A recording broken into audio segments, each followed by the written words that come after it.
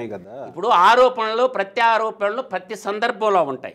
ఇప్పుడు అన్నీ నారాయణ వైపు చూపిస్తున్నాయి కాబట్టి ఏళ్ళు ఏం బయట పెట్టి ఒక సంవత్సరం పక్కన ఏమొద్దు నారాయణ ఇంకో శాఖ అప్పు చెప్పు నారాయణకి ఇంకో శాఖ అప్పు చెప్పు నారాయణకి ఎత్తేసి ఇంకొక మంత్రికి ఇంకొకరికి ఇచ్చేసేయండి. ఏం తప్పేముంది నారాయణకి హోం శాఖ ఇచ్చేసి ఆ మున్సిపాలిటీ శాఖ ఆయనకి ఇచ్చేసి హోం మంత్రికి ఇచ్చేయండి.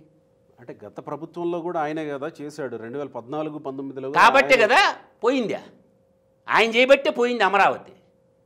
మళ్ళీ ముంచడానికి నమ్మకం ఏంది అమరావతిని అప్పుడు ముంచిండు మళ్ళీ ఇప్పుడు ముంచడానికి నమ్మకం ఏంది అమరావతిని ఆ రోజు ముంచేసింది కదా ఇంకా ముంచడానికి నమ్మకం ఏంది ఏం ముంచాడు ఆ రోజు కట్టావా ఏం చేసావు ఆ రోజు నువ్వు నేనేది ఇప్పుడు నారాయణ మీద వివిధ సెక్షన్లో అనుమానాలు కాదు నేను చెప్పిందే వాస్తవం.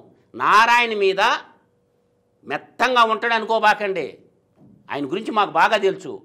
అందువల్ల నారాయణ మీద సిబిసిఐడి ఎంక్వైరీ పడింది అనుకో ఏసీబీ సిబిసిఐడి ఎంక్వైరీ పెడితే అవినీతి మొత్తం బయటకు వస్తుందని నేను చెప్తున్నా కదా. ఏం భయం ఎందుకు రెడీ కాల్ ఫర్ చేయి నీదే కదా గవర్నమెంటా కాల్ ఫర్ చేయి.